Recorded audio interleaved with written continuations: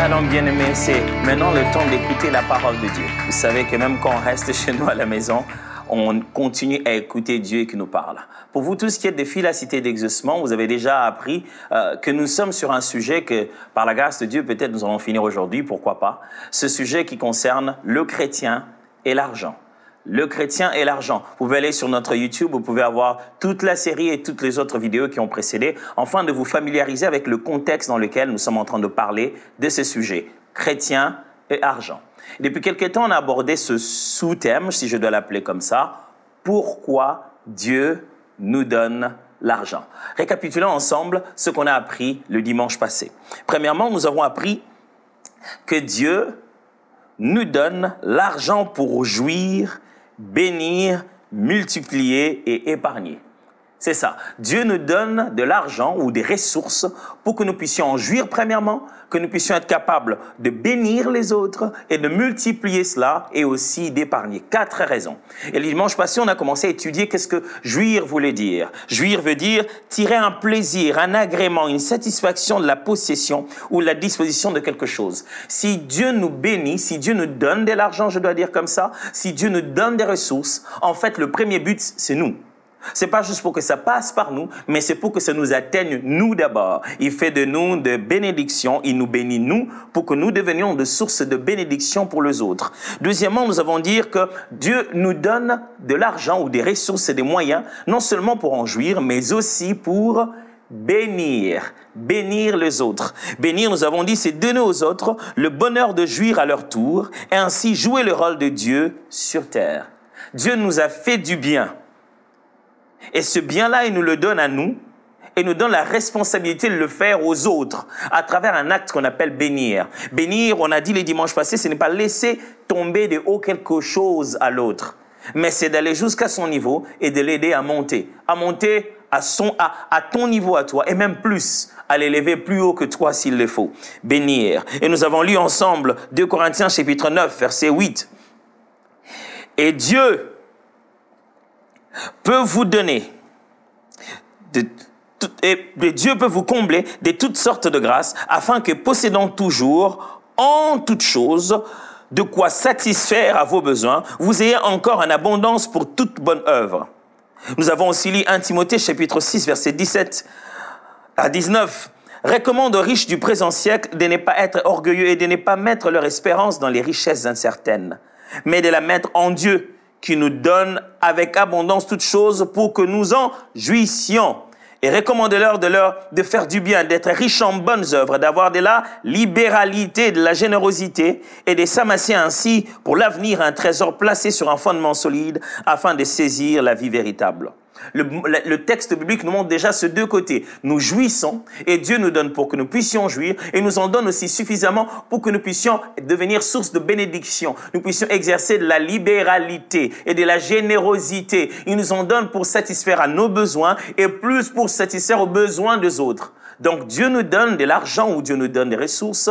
On a donné 4 raisons et les 2 premières, on les a étudiées le dimanche passé. C'était que Dieu nous donne de l'argent pour jouir, nous devons en jouir, et pour bénir, nous devons bénir les autres. Revenons sur notre texte qu'on a lu le dimanche passé, afin de continuer aujourd'hui sur les 2 autres raisons pour lesquelles Dieu nous donne de l'argent. Dieu nous donne de l'argent pour multiplier et épargner. Étudions-les ensemble en rentrant dans Matthieu, chapitre 25, versets 14 à 30. Je vais faire une petite révision de certaines choses qu'on a dit la dernière fois pour que nous puissions bien comprendre le contexte dans lequel je vais parler de multiplier et d'épargner. Matthieu, chapitre 25, le verset 14 à 30. Il en sera comme d'un homme qui, partant pour un voyage, appela ses serviteurs et leur remit ses biens.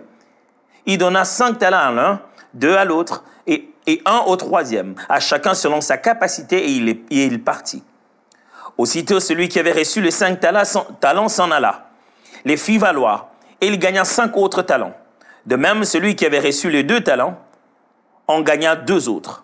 Celui qui n'en avait reçu qu'un alla faire un creux dans la terre et cacha l'argent de son maître. Longtemps après, retenez bien, longtemps après, le maître de ses serviteurs revint et leur fit rendre compte. Le maître n'est pas revenu le lendemain pour qu'on n'ait pas le temps de faire valoir. Il est revenu longtemps après. Celui qui avait reçu les 5 talents s'approcha en apportant 5 autres talents et dit, Seigneur, tu m'avais remis 5 talents, voici j'en ai gagné 5 autres. Son maître lui dit, c'est bien, bon et fidèle serviteur, tu as été fidèle en peu de choses, je te confierai beaucoup. Entre dans la gloire de ton maître. Celui qui avait reçu les 2 talents s'approcha aussi et dit, Seigneur, tu m'as remis 2 talents, voici j'en ai gagné 2 autres. Son maître lui dit, c'est bien, bon et fidèle serviteur, tu as été fidèle en peu de choses, je te confierai beaucoup. Entre dans la joie de ton maître. Celui qui n'en avait reçu qu'un, celui qui avait reçu qu'un talent s'approcha ensuite et dit, Seigneur, je savais que tu es un homme dur, qui moissonne où tu n'as pas semé, qui amasse où tu n'as pas vanné. J'ai eu peur. Je suis allé cacher ton talent dans la terre. Voici, prends ce qui est à toi. Son maître lui répondit, serviteur méchant et paresseux, tu savais que je moissonne où je n'ai pas semé et que j'amasse où je n'ai pas vanné. Il te fallait donc remettre mon argent au banquier et à mon retour, j'aurais retiré ce qui est à moi avec un intérêt. Ôte-lui donc les talents et donne-le à celui qui a les 10 talents, car on donnera à celui qui a, et il sera dans l'abondance, mais à celui qui n'en a pas, on notera même ce qu'il a. Et le serviteur inutile, jetez-les dans les ténèbres du dehors. Il y aura des pleurs et des grincements dedans. Le contexte de ce texte biblique est celui du retour du Christ.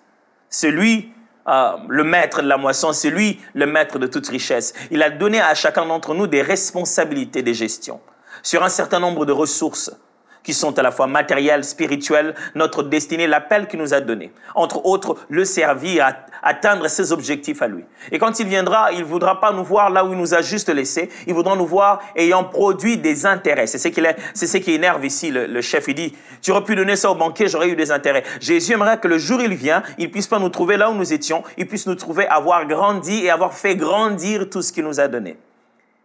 Et ce jour, il viendra, le serviteur qui n'a pas fait grandir, qui a gardé que ce qu'on lui avait donné, qui n'a pas fait valoir, qui n'a pas multiplié, qui n'a pas permis de faire de l'épargne avec effet, eh bien, celui-là sera mis dehors.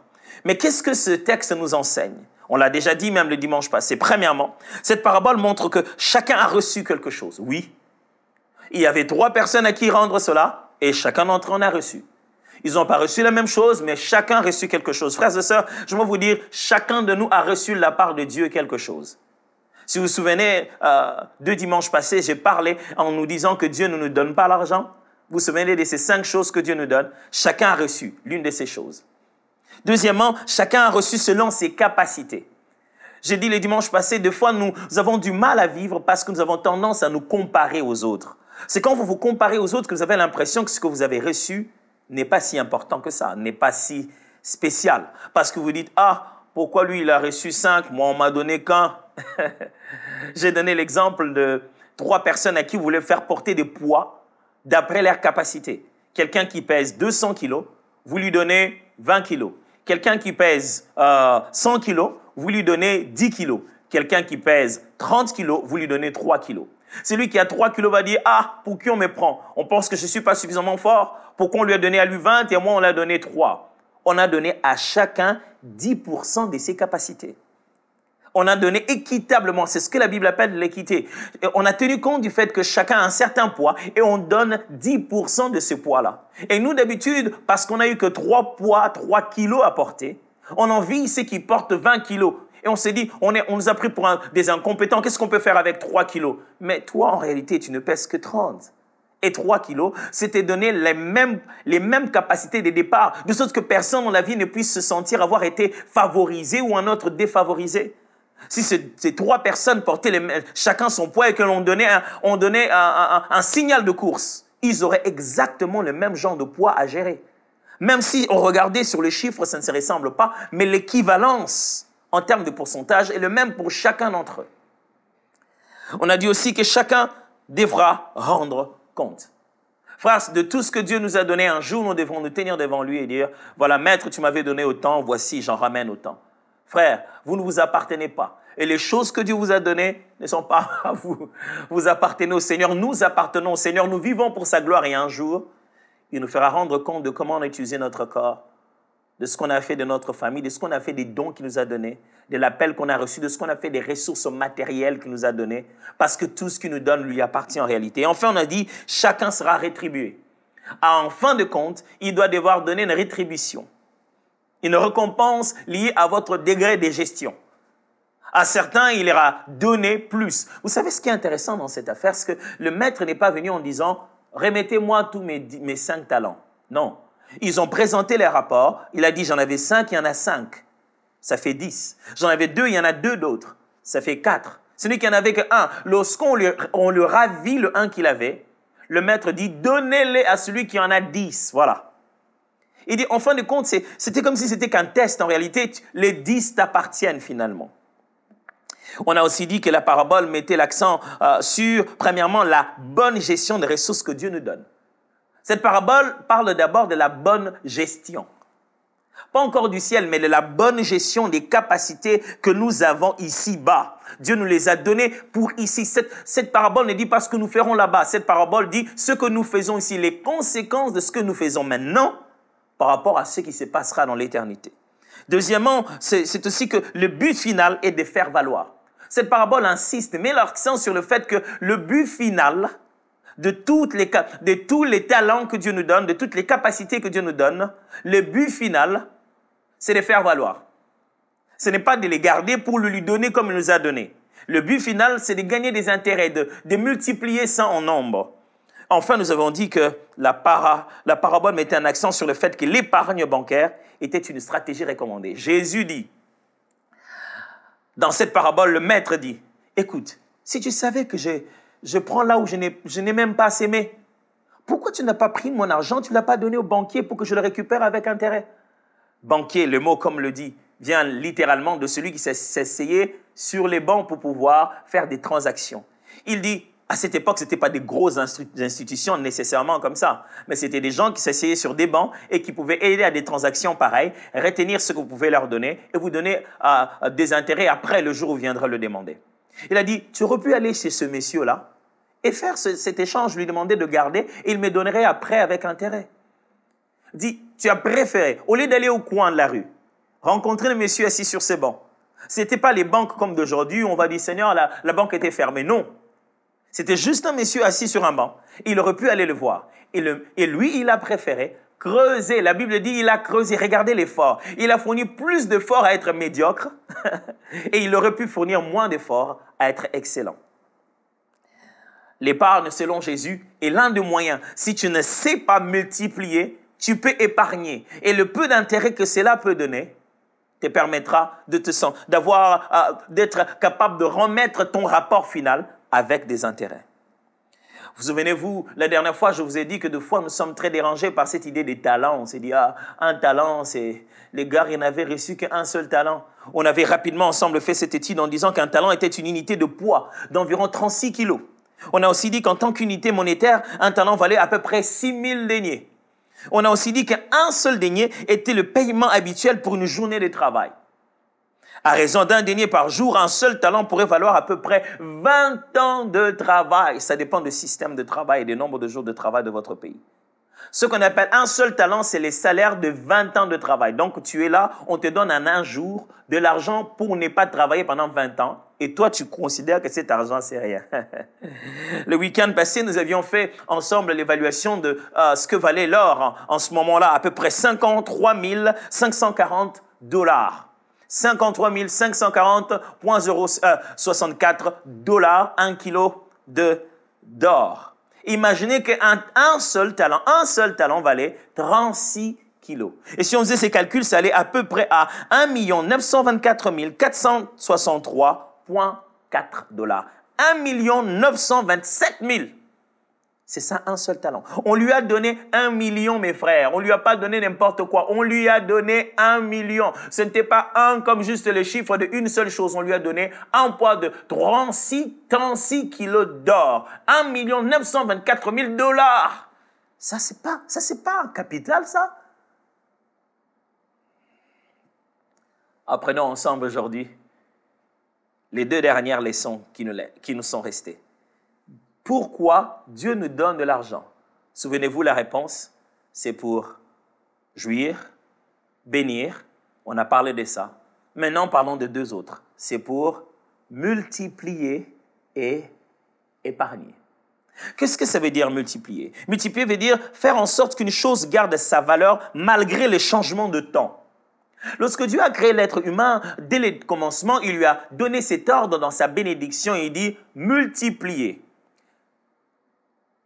Soyez féconds et multipliez. La multiplication, c'est ce qui permet à ce qu'une chose qui ait sa valeur aujourd'hui, demain continue à garder la même valeur. C'est ce que cette parabole est en train de dire. Le maître revient et dit, je t'avais donné 5. Il aurait pu dire, ouais, voici les 5. Il dit, non, mais je suis parti il y a longtemps. 5 n'a plus la même valeur. 5 talents n'ont plus la même valeur. Souvenez-vous, les talents, c'était de l'or et ça n'a plus la même valeur sur le marché. 5 talents, aujourd'hui, ce n'est plus la même chose. Tu ne dois pas me remettre mes 5 en disant, tu m'avais donné 5, je te remets 5. Je t'ai donné 5 à une certaine valeur à l'époque. J'aimerais que quand je revienne, la valeur soit gardée. C'est ce qu'il veut.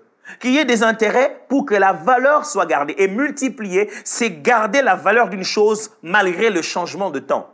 Frère, Dieu nous donne de l'argent pour que nous en soyons des intendants. Et l'un des rôles d'intendant, ce n'est pas seulement de jouir, ce n'est pas seulement de bénir, mais c'est garder la valeur. Parce que la chose que Dieu t'a donnée, si tu ne sais pas en garder la valeur, le jour même où tu veux bénir quelqu'un d'autre avec ça, ça ne représente plus une bénédiction. C'est tellement précaire, ça ne vaut plus rien.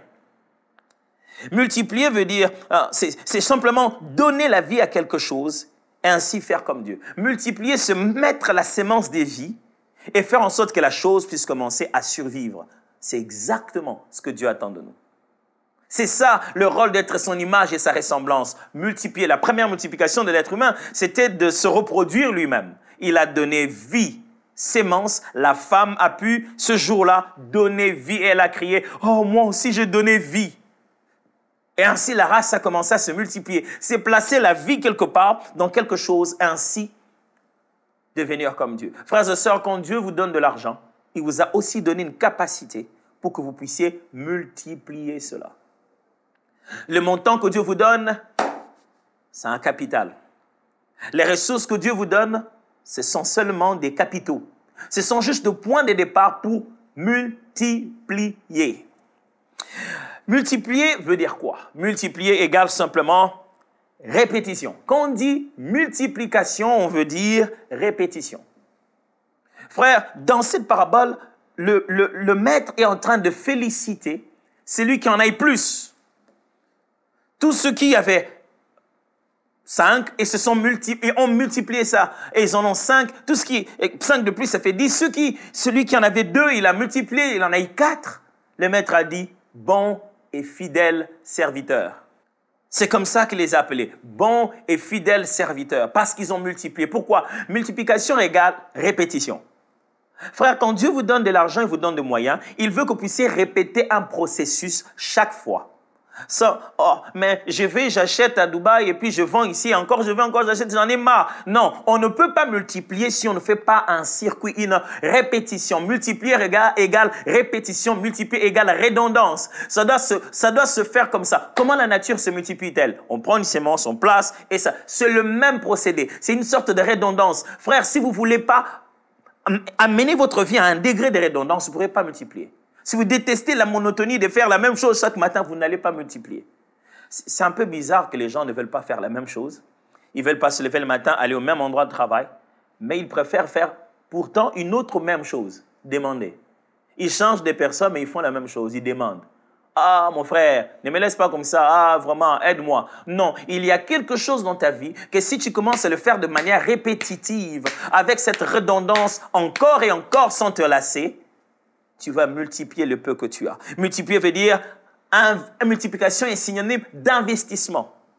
Quand on multiplie, on prend la chose, on le met dans des contextes qui puissent mieux produire. Quand on multiplie, on prend le risque.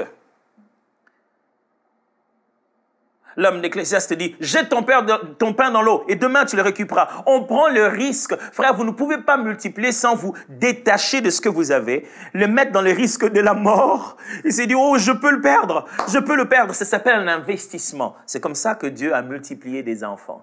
Il a pris son fils unique et il l'a amené sur la terre. Et depuis, il nous a nous tous. Comment je le sais? C'est Jésus qui a dit.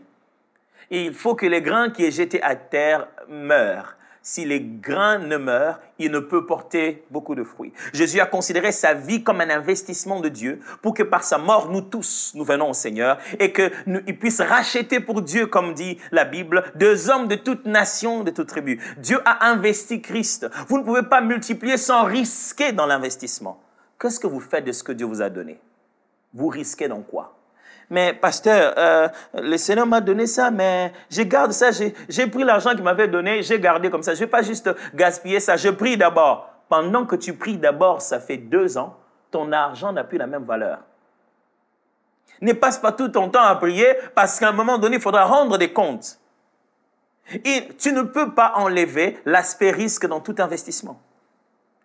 Mais pour multiplier, il faut investir. Multiplication est aussi synonyme de temps. Il faudra laisser le temps pour que cela puisse grandir petit à petit. Pasteur, dans quoi je dois investir? C'est ce qui me dérange. Je veux savoir dans quoi je dois investir. J'ai un secret pour toi, ça peut peut-être t'aider. Les premières personnes qui ont investi, qui ont eu des succès graves dans leur investissement, ils n'étaient pas aussi sûrs dès le point de départ. C'est toujours un risque. Il faudra toujours prendre un risque. Les personnes qui ont réussi dans leurs investissements, ce n'est pas parce qu'elles n'ont pas échoué. Tu prendras un risque et tu pourras même échouer. Tu prendras un risque et tu pourras même travailler pour quelqu'un d'autre. Tout investissement n'est pas toujours en termes d'argent. On peut investir en relation. On ne peut pas seulement investir à acheter des choses. On peut investir dans ses enfants, payer leurs études. On peut investir dans des relations, apprendre à donner aux autres. Mais aussi, on peut investir ce qu'on a comme moyen dans les idées des bases. Ne cherche pas à acheter nécessairement des avions si tu n'en as pas le moyen. Pourquoi tu mettrais tout l'argent que tu as acheté un avion et tu n'as même pas encore acheté les autorisations pour le faire décoller? Mauvais investissement. Prends le temps, réfléchis. Mais l'argent entre tes mains, tant que ça reste encore là-bas, Dieu te regarde d'un œil et se dit, qu'est-ce qu'il fait de ce que je lui ai donné? Demain, je veux lui demander. Demain, je veux lui demander. Vous savez, quand Dieu nous donne des moyens, il se dit, je lui donne à lui, il multiplie, parce que quand là-bas, j'en aurais besoin, je viendrai prendre chez lui. Mais imaginez que Dieu revient et dit, donne-moi dans le 2 de tes bénéfices, donne-moi un. Dieu, je n'ai pas fait de bénéfices.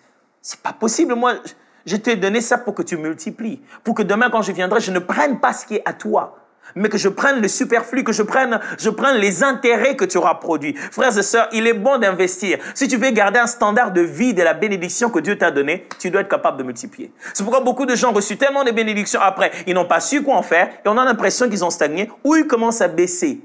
Ils disent, ah, mais ces derniers temps, le Seigneur ne nous fait rien, on attend seulement sa grâce. Non!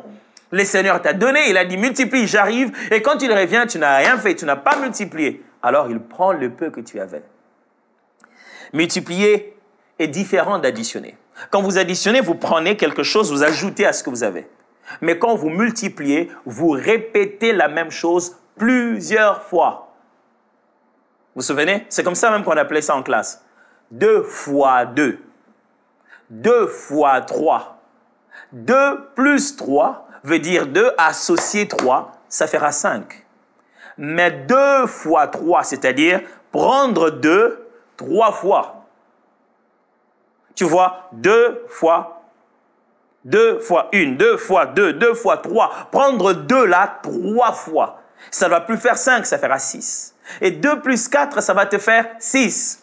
C'est prendre 2 et associer seulement 4. Pendant que 2, 4 fois, 2 fois 4, c'est 2, 4 fois. Et le résultat sera 8. Maintenant qu'on a fait 2 plus 4, on est à 6. 2 fois 4, on est à 8. On commence à creuser de l'écart entre addition et multiplication. Et si on faisait 2 plus 5, ça nous ferait 7. Et pendant que si on faisait 2 fois 5, ça nous ferait 10. L'écart qui était de 1 a augmenté de 2 et il est passé à 3. Et si on faisait 2 plus 6, on aurait 8. Et 2 fois 6, on aurait 12. L'écart a encore été creusé. Il est passé à 14. Frères et sœurs, ce que Dieu nous demande, ce n'est pas juste d'associer, mais c'est de prendre les risques de multiplier. Quand vous multipliez, vous aurez toujours de l'écart par rapport à celui qui fait qu'additionner. Ne prends pas juste la bénédiction que tu avais ici. Dieu, donne-moi encore, je vais associer avec ça. Dieu, donne-moi encore. Non, quelquefois, Dieu te donne une chose et la meilleure façon de la gérer, c'est de dire, je vais prendre le risque. Vous voulez que je vous donne un autre exemple? OK. Vous vous souvenez de Anne, cette femme qui n'avait pas d'enfant, et que le jour où Dieu lui a donné, au lieu de dire, Dieu, ajoute-moi encore un autre, sa meilleure gestion de cela, elle dit, OK, je prends le risque de redevenir une femme sans enfant. Je vais donner celui-ci. Et Dieu lui a donné non pas seulement des fils, mais aussi des filles, plusieurs enfants. Vous vous souvenez de la stratégie de Dieu pour faire une grande nation à Abraham, père d'une grande multitude? Il lui a pas dit, je vais t'ajouter un autre enfant, comme ça cet enfant-là, vous pouvez maintenant avoir plusieurs enfants, ça va faire une grosse tribu. Je vais t'ajouter un peu d'enfants et puis tu vas additionner à Isaac jusqu'à ce que vous ayez plus. Il dit non. Si ça doit se multiplier, donne-moi Isaac. Quoi? Oui, donne-moi Isaac. Mes frères et sœurs, dans le processus de la multiplication, vous aurez l'impression que ce que vous avez meurt. Oui. Ça va mourir, ça ne sera plus à vous, vous ne pourrez plus tenir votre argent, c'est dans la marchandise que vous avez acheté, c'est dans l'investissement que vous avez placé. Mais si vous savez investir, vous savez multiplier, sachez que Dieu est avec vous. C'est ça la voie qu'il veut pour que vous puissiez bien gérer ce qu'il vous a donné. Multipliez ce que vous avez, multipliez en intelligence, multipliez en stratégie, multipliez en finance, investissez du temps pour apprendre votre domaine, investissez des relations pour mieux vous développer, prenez votre argent, risquez-le dans un domaine. Il faudra toujours risquer. C'est ça le secret de la multiplication. Deuxièmement, c'est épargner. C'est quoi épargner? Épargner, c'est garder les fruits d'une saison pour les consommer dans une autre.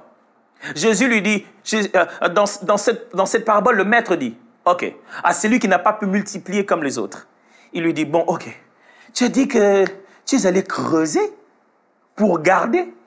Mes frères, l'épargne, ce n'est pas de la thésaurisation. L'épargne, ce n'est pas laisser de l'argent là à ne rien faire, il va perdre sa valeur. La bonne façon d'épargner, c'est de pouvoir prendre ce qu'on a reçu maintenant dans cette saison. Puisqu'on ne sait pas encore quoi en faire maintenant, trouver une stratégie de les garder de sorte que dans la saison prochaine, ça ne pourrisse pas, ça ne dévalue pas, mais que ça soit utile. C'est ça de l'épargne. Prendre la consommation, la bénédiction de cette saison, la garder stratégiquement pour qu'elle reste au frais, pour qu'à la saison prochaine, on continue toujours à l'utiliser. Épargner égale mettre de côté avec un but en tête.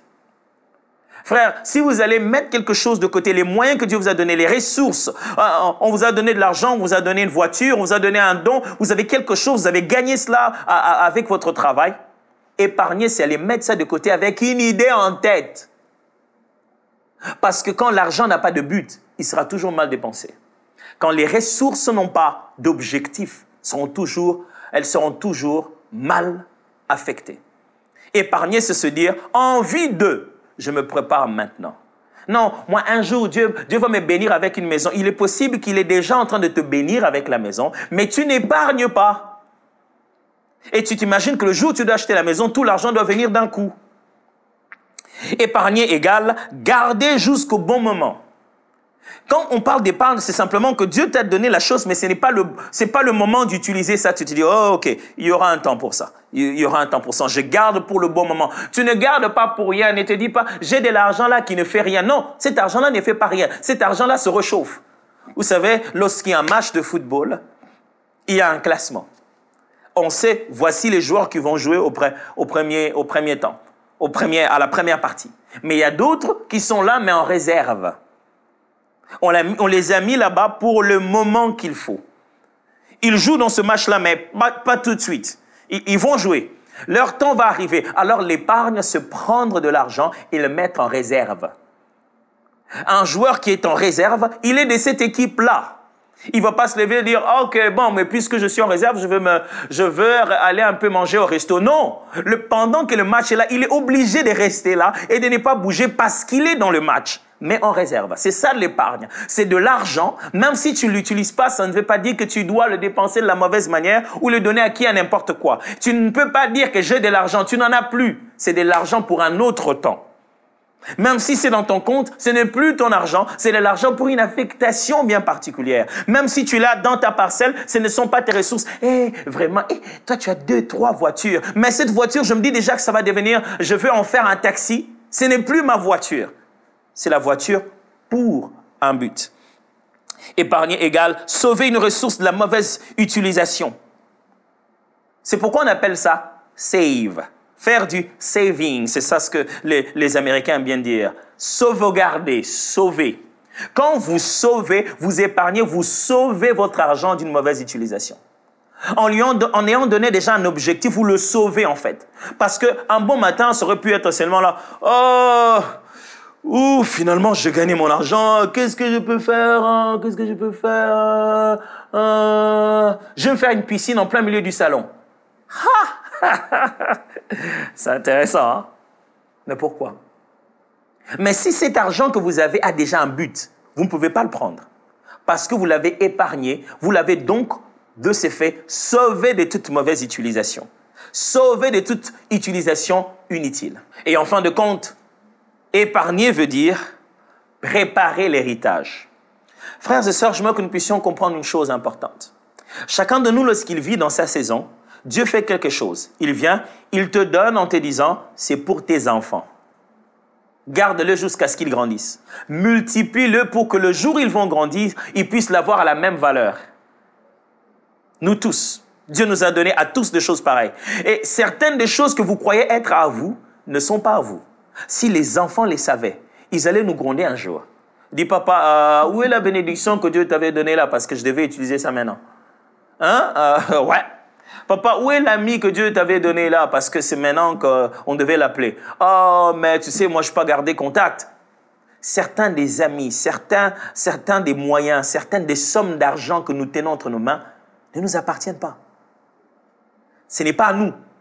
C'est pour préparer l'héritage. Je les garde pour mes enfants et les enfants de mes enfants. C'est ce que la Bible dit, n'est-ce pas? Que le riche, que l'homme juste donne un héritage même aux enfants de ses enfants. Un héritage, mes frères. Et l'héritage, c'est quand? C'est quand l'enfant va naître que je dois lui donner? Non. L'héritage, ce n'est pas quand l'enfant va grandir que je commencerai à l'avoir. Mais c'est dès à présent que je commence à gérer à sa place, à préparer. Frère, nous sommes que des intendants. Nous avons notre part, mais nous avons aussi la part des autres que nous devons leur donner. Et nous avons aussi la part de nos enfants que nous devons préparer pour le rendre comme héritage. Vous voyez ça? On a à la fois pour nous, on a à la fois pour les enfants. On a tout ça en même temps. Frères et sœurs, j'ai commencé cette série depuis quelques dimanches. Le chrétien et l'argent. On a essayé d'apprendre qu'est-ce que ça voulait dire chrétien et qu'est-ce que c'est que la réalité de l'argent et des ressources que Dieu nous donne. Nous avons commencé à répondre à la question pourquoi Dieu nous donne l'argent. On s'est dit d'abord, Dieu ne nous donne pas l'argent en premier lieu. Dieu nous donne le souffle de vie, il nous donne l'intelligence, il nous donne les talents, il nous donne le travail et la bénédiction. On a traité ces 5 choses. Et on s'est aussi dit que nous n'avons pas besoin d'argent. Nous avons plutôt de besoins que l'argent peut résoudre. Et Dieu peut le faire sans argent. On a appris à chacun à réfléchir en partant directement vers Dieu et non pas vers l'argent. Ne parlons pas à Dieu comme si lui et nous, on avait tous besoin d'argent obligatoirement. Non. Dieu agit selon ses richesses. Et nos besoins ne sont pas nécessairement dirigés vers l'argent. Nous avons des besoins. Identifiez bien le besoin. Alors vous comprendrez l'utilité ou pas de l'argent. Et nous avons fini en répondant donc à la question. Pourquoi Dieu nous donne l'argent? Dieu nous donne l'argent pour 4 raisons. Premièrement, pour jouir, pour notre propre plaisir. Deuxièmement, pour bénir, partager avec les autres. Et aujourd'hui, ce dimanche, nous allons clôturer en parlant des 2 dernières choses sur pourquoi Dieu nous donne l'argent. Dieu nous donne l'argent pour multiplier. Je nous ai appris que la multiplication, c'est l'investissement, c'est répéter la même chose plusieurs fois, prendre le risque que le peu que l'on a s'en aille pour mourir, mais après donner plusieurs fruits. Mais c'est aussi non seulement pour multiplier, Dieu nous donne l'argent aussi pour épargner. Épargner ne veut pas dire thésauriser, ne veut pas dire laisser là sans pouvoir valoriser. Épargner veut dire créer un système pour garder les richesses d'aujourd'hui en maintenant leur qualité et leur valeur pour demain. Parce que c'est avec but qu'on les a mis de côté. Demain, on va les utiliser. Épargner, c'est mettre de côté quelque chose en se disant « Tu es venu un peu tôt, tu n'es pas dans ton temps, je te laisse jusqu'à ce que ton temps arrive. » Épargner, c'est garder de côté l'héritage qu'on donnera à nos enfants. C'est ça, épargner. Frère, qu'est-ce que Dieu vous a donné? Sœur, qu'est-ce que Dieu vous a donné? Pourquoi Dieu vous l'a donné? Pourquoi Dieu vous a donné tout cet argent? Ce n'est pas pour vous pavaner et démontrer aux gens que vous en avez beaucoup. Vous et moi avons une responsabilité. Premièrement, jouir. De sorte que la manière dont nous en jouissons, Dieu soit content et dit « Ah, je lui avais donné pour ça. » Ça fait vraiment le rôle pour lequel je lui avais donné. Deuxièmement, c'est bénir. Les gens qui passent autour de nous devraient être affectés par la même joie que nous avons reçue à travers les ressources que Dieu nous a données. Et bénir, ce n'est pas envoyer ou donner à quelqu'un ce qu'on n'utilise plus. C'est lui donner l'opportunité de devenir comme nous et de jouir de ce que nous avons et devenir même plus que nous. Multiplier veut dire investir dans quelque chose, reprendre un processus redondant, répétitif certainement, mais avec le temps, ça produira plus. Parce que le maître nous donne les moyens en se disant, il veut avoir des intérêts, que ça garde la même valeur demain. Ce que Dieu vous a donné il y a 10 ans, est-ce que ça a toujours la même valeur? Et en fin de compte, épargner. Si tu ne peux pas les mettre dans tes poches, c'est pour ça qu'existent les banques. Baissons les têtes et prions ensemble. Père, merci de ce que ta parole reste la vérité. Vérité pour nous tous. Vérité pour chacun. Fais, je t'en prie, Saint-Esprit, je te prie, donne-nous la capacité. Aujourd'hui, apprends-nous à vivre aujourd'hui avec la conscience de demain. Nous ne voulons pas seulement vivre maintenant en nous disant que tout ce que nous avons est pour nous. Demain, on devra rendre compte à Dieu, à nos enfants, à nos semblables. Rends-nous capables, Saint-Esprit. Apprends-nous à avoir cette conscience. Dans le nom de Jésus. Amen.